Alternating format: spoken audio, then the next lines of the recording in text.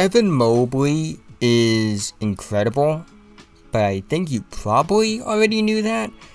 But I do want to talk about in today's video because even for a rookie, he is just out of this world good.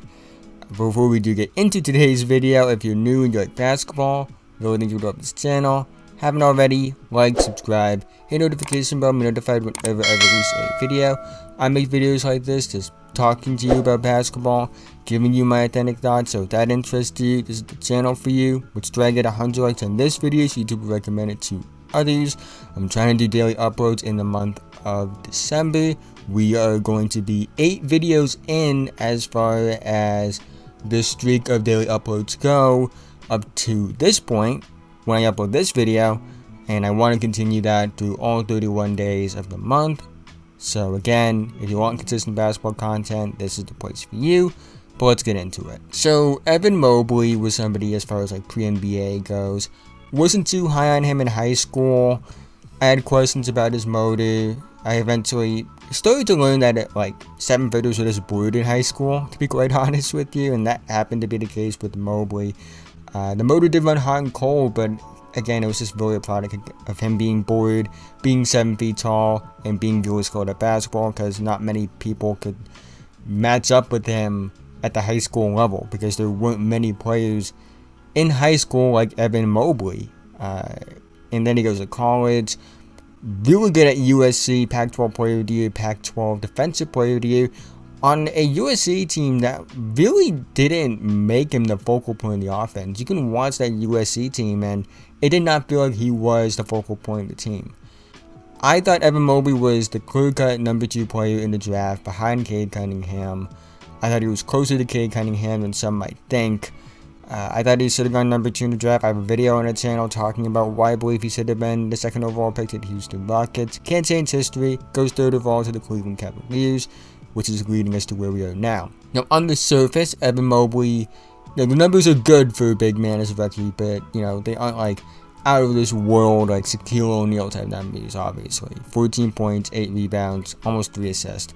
48% from the field, 47% from the field, 32% from 3, on a low volume, 78% from the line. I will say that ever since coming back from injury, the numbers have been bit down.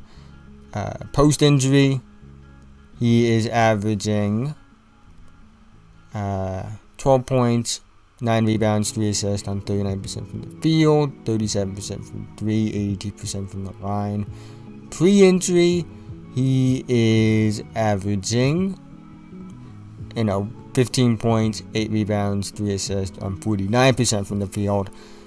So the 3-point shooting's up a bit. I will say that he's been a better 3-point shooter since coming back, but overall efficiency probably isn't as good. The production's a bit down, but when you watch him play, you're looking at somebody that I would say is even better than the box score numbers indicate he is.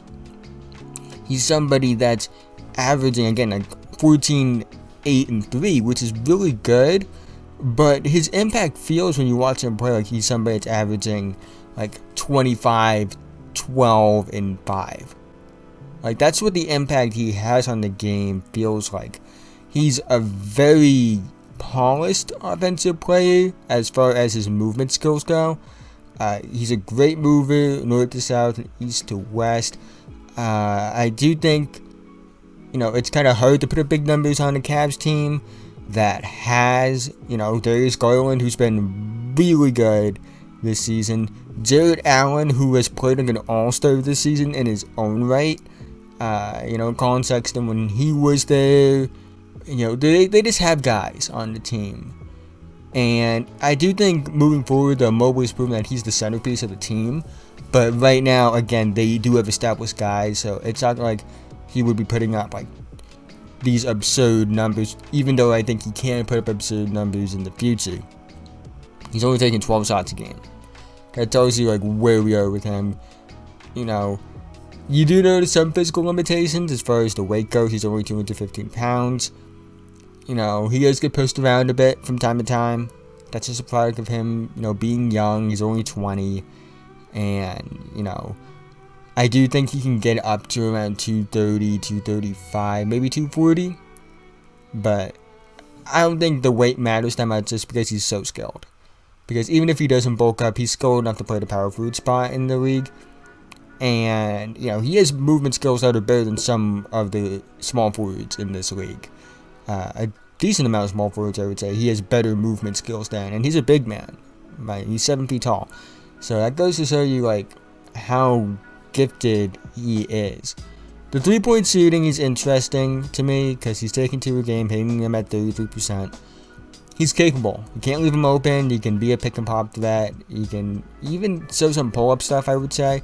But, you know, it still is a work in progress right now. He's a decent mid-range shooter, not a great one.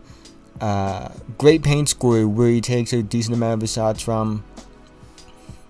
Just overall, you know, again, a lot of his offense is assisted on. Because, again, he's playing with Darius Garland. But I still think, and Ricky Rubio. I forgot to mention Ricky Rubio. Ricky Rubio's been incredible this season.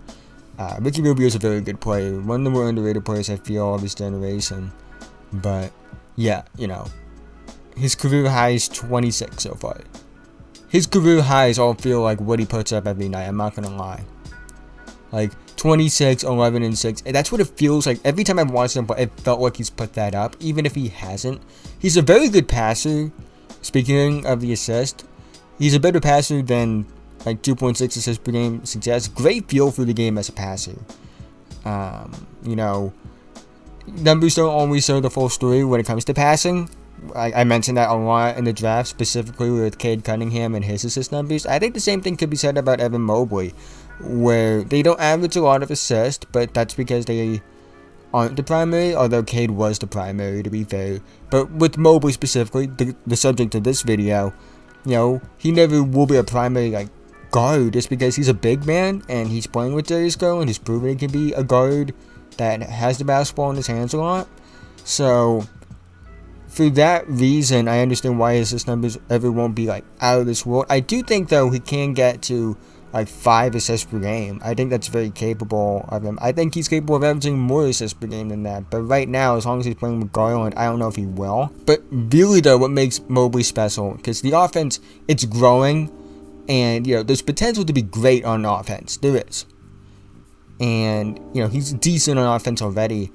But what he's great at is defense. He is an excellent defender. I mentioned it during the draft process, and everything I said remains true. There's not a defensive coverage he can't play. He can drop, he can switch, he can hedge. He has the mobility to hang with guards and wings. I wouldn't play him there full time, but it's not a disaster when he gets switched onto a guard or gets switched onto a wing. You know, it makes him somebody that's a menace on defense because you can't really run switches against him because it puts you in a worse spot if you do run the switch sometimes. He is an excellent shot blocker, 1.8 blocks per game. When you watch him play, he times his blocks very well. You know, he is just excellent at it. 2.1 personal fouls per game, and he's playing 34 minutes a night. Like, that's a very good foul rate for somebody this young. He's very disciplined as a defensive player, and he's very smart as a defensive player as well. He seems more engaged than he was at USC in general, or in high school, but I think as the competition gets better at each level, the more engaged he becomes. Is he perfect? No, he has his rookie mistakes because he's a rookie. But I would argue that Evan Mobley is already among the best defensive players in the league. Like, I think he seriously could be all defense this year as a rookie. And he's definitely has future defensive player of the year kind of potential. Future best defender in the league kind of potential. That's how good he is. And, you know, to watch somebody this young be this dominant on defense, and he's a dominant defensive player. To see that is incredible. To see somebody have the kind of gifts that you have on offense with Mobley, where you get them saying, oh wow, he could be a potential beast on offense one day. He's already pretty decent, but he could be like incredible on offense. And that's not the greatest part of his game, and his defense is that much better already. Like, that shows to show how special of a defensive player Mobley is. Because again, when you have a guy like Mobley who's as good on offense as he is and shows the potential he has, but that's not the biggest selling point because he's already so great on defense, your defense is special. And for Mobley, what I always said and what I always say will remain true is this: you can take away one side of his game and he'd still be elite. Take away his offense, he's already one of the best defensive players in the league. Take away his defense, he is a super high upside offensive big. That's the kind of player Mobley is, and I think he's going to be the future of the Cleveland Cavaliers.